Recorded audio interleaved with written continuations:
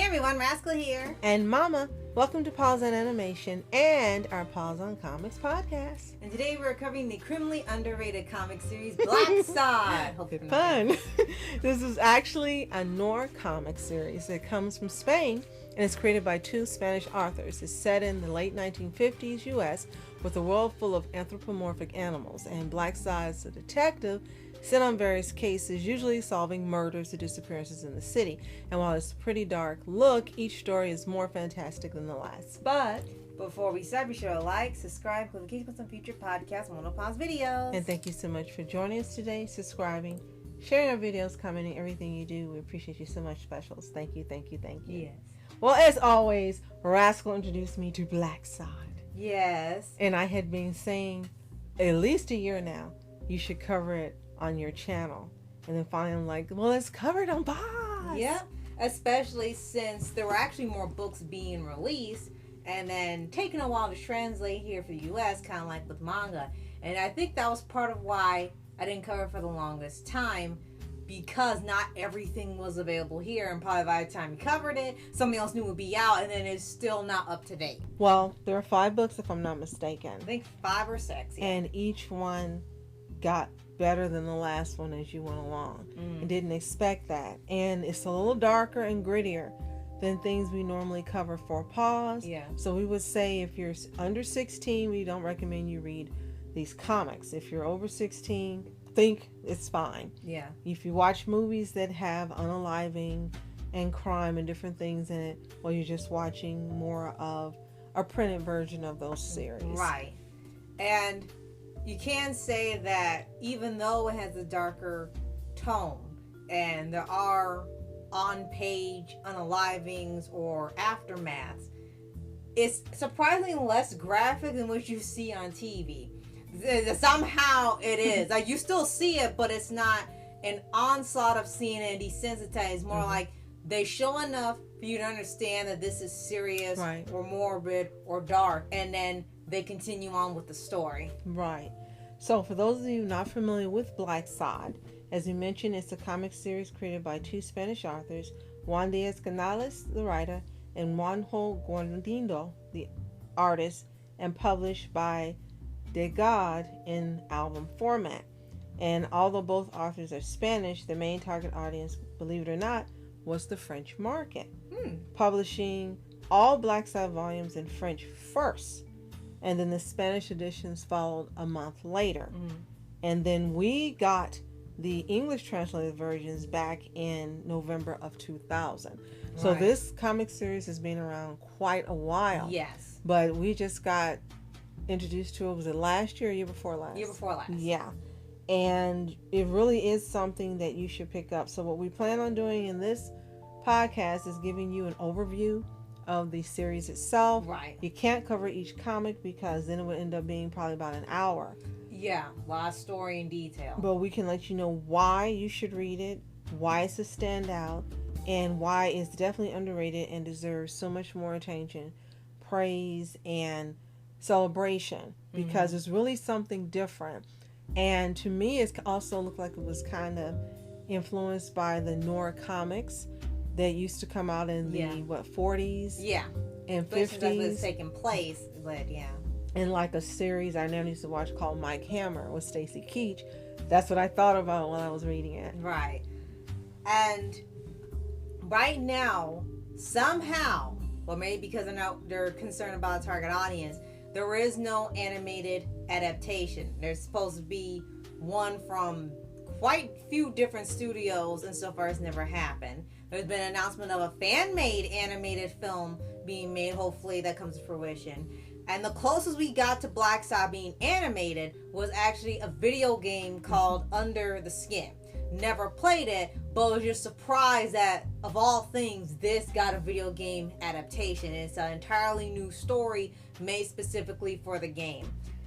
And with that, each book is so good in terms of the artwork, the writing, the mystery, and of course the clues that they spread throughout the story for you to solve it. It feels like it already is like a storyboard or a script that needed to be translated to screen or screenwriting script.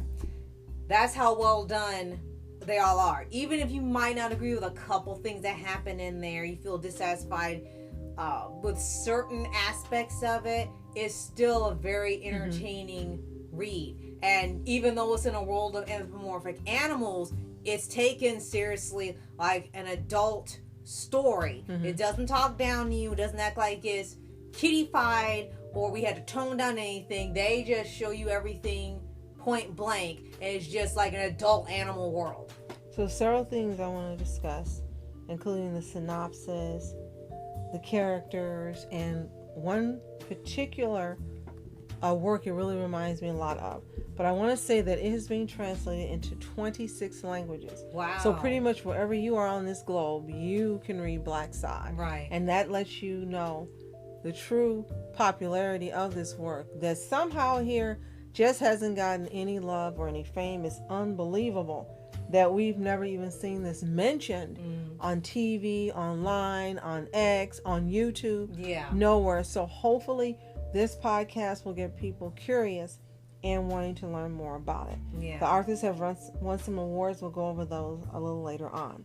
So we were discussing about the animal stereotypes and how the police, for example, are all canids, like German shepherds, bloodhounds, and foxes. Right. Underworld characters are often reptiles or amphibians. And you were saying how the women just really look like women. Yeah. And nothing is wrong. We don't have a problem with that. It's just kind of funny when we look at it. All of the male characters, and you can tell when a male or a female draws the characters. When the male writes it, you have animalistic looking male characters. When they're female, they're borderline human with a few animal features. Like SWAT cats. Right. It's like SWAT cats, which was inspired by Blacksad. When you think about it. And the same goes in reverse when a female artist does it. It just seems to want to appeal to certain demographics and what they like to draw or look at. So for Blacksad, that's probably the only thing that stands out a little bit is that all of the female characters look more human than animal, and you can't help but laugh in a way. It's like, what hybridization went on here? Right. It's like a more grittier Zootopia. Decades for Zootopia became a thing. So the art style itself is absolutely gorgeous. It's realistic. It's sharp. It's clean. And just like the stories got better with each volume, so did the artwork. I remember you first showed it to me, and that is what got my attention first before I even read anything, how beautiful the art style is and how there's so much detail. And as far as the detail, it reminds me a lot of the art book for Mitchell versus the Machines. There's so much detail in here, down to a speck of dirt, and I'm not joking. Everything is so clear and accounted for. It looks like a real world, and it's supposed to depict the real world, and it does it so well. There's not gaps and spaces and places you would say, well, something should be here, or it looks like it's a setup for an imaginary world. It looks like the real world, and the art is gorgeous and fantastic. Yes, absolutely. And what really helps make it shine, like I said, it's like a prototype for Zootopia, and perhaps that's what it was inspired by in one of their original concepts, is that it deals with real world problems that were taking place in the 50s. Now, this is one time the story is reliant on the time it's taking place and the events that were unfolding. Because if you pay attention to certain designs of animals, whether they were villains or good guys or politicians or what have you, they were meant to represent people in real life through animals. If you pay attention to designs, you can tell without them saying it. They'll just make up another name, or they show you them and you're supposed to understand this is who they're representing. Right. And the interesting part is that they use these for the story. They don't try to make any statements in here other than obviously the one when they have black fur and white fur, what they're obviously stating with that. But other ones are just playing out mysteries and cases during this time period and not trying to shove something in your face. Definitely. You know clearly what's right and what's wrong, and you just follow along Blacksad's story to solve it or right the wrong. I think it's interesting you said that because I want to get to the main characters after this. But as you said, you know what's right or wrong. But as the story unfolds each book or each volume, you're looking at characters who some of them don't know, are trying to figure it out, or do know and don't care. And that's excellent that you brought that up, because you see this dynamic within every book of how characters are dealing with right and wrong, whether they choose to do the right thing or the wrong thing, how it affects their lives personally, how it affects other people, the actions, the decisions they make that affect not only the story and the outcome, but again, as you said, letting you know about morals and values. I'm so glad you brought that up, because this is an excellent book series that does that without preaching to you and without telling you.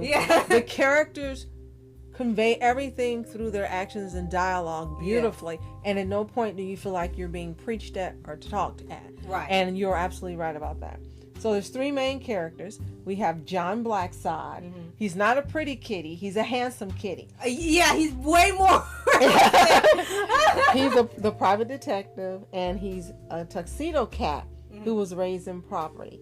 He's got good marksmanship, fighting skills, and he reminds me of, what did I just tell you, Mike Hammer. Yes. The one that I never used to watch, and I guarantee you that is whom they were representing with this. Yes. He's got the suits on all the time. He's dressed well all the time.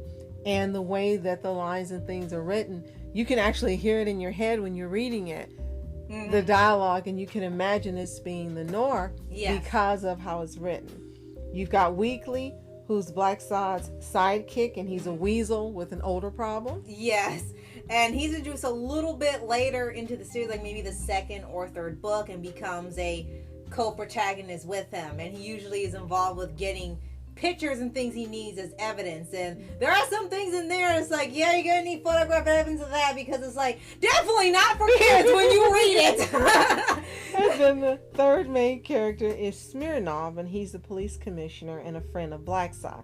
He's a German shepherd, and he sometimes helps Blacksad reach the rich and powerful, who he can't touch due to, or he says, pressure upstairs.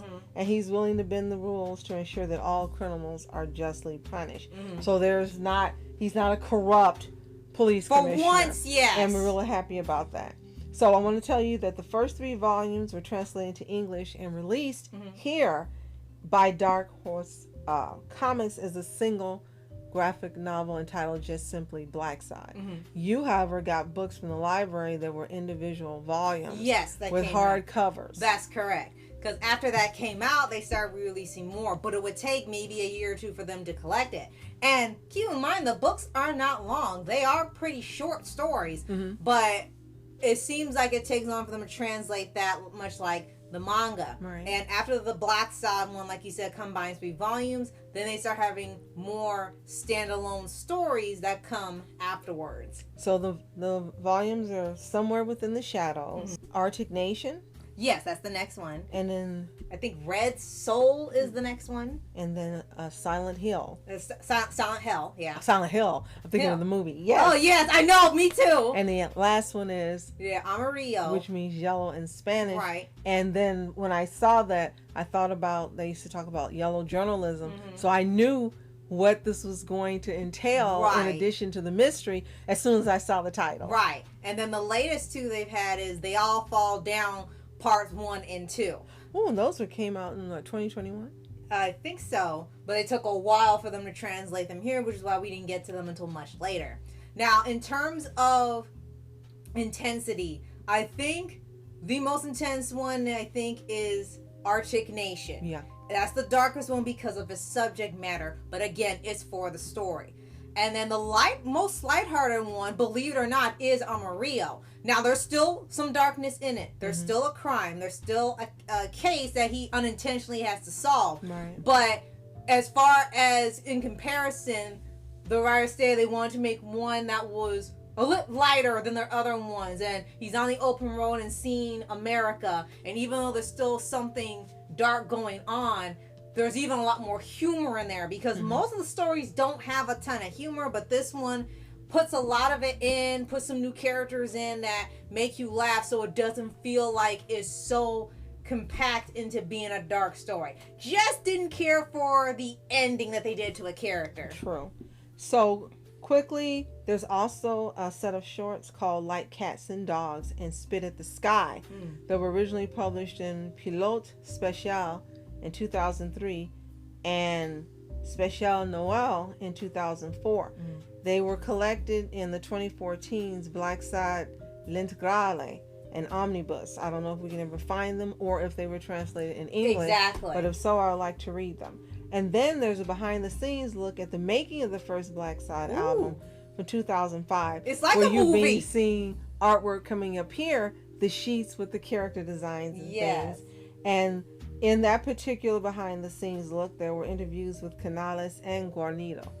Oh, so I would love to see that. Maybe we can find it on YouTube, or if you know we can find it, let us know in the comments. As you mentioned, there's supposed to be a film version that hasn't come out yet, and there was a audiobook adaptation. Really? Courtesy of the French company Blind Productions. Well, that's actually a really good thing, because I think I recently had a audio drama with the Chaotics called the Chaotic Case Files, and perhaps they got inspired by Blacksad getting an audiobook to do their own audio drama mystery series. That I would can be definitely great. see it now. That would be awesome. Yes. So quickly, also want to mention, as we had touched on before, Guarnido and Diaz Canales have received several prizes for the series, including 3 Eisner Award nominations in 2004, 2 Eisner Award wins in 2013, and an Angoulême Prize for Artwork, a video game adaptation of Blacksad under the name Blacksad Under the Skin, developed by Pendulo Studios, was released in 2019. Yes.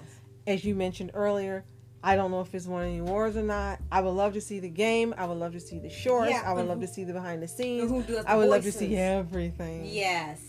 It's really an excellent book series. I'm so grateful that you introduced us to it.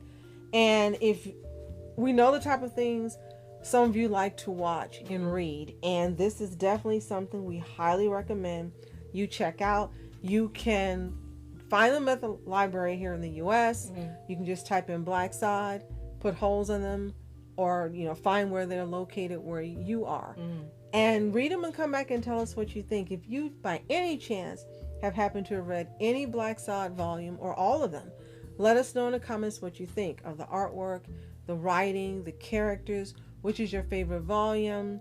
What do you think of this style? Should they make an anime? I think out of Blacksad, I would love to see an anime. That would be fantastic.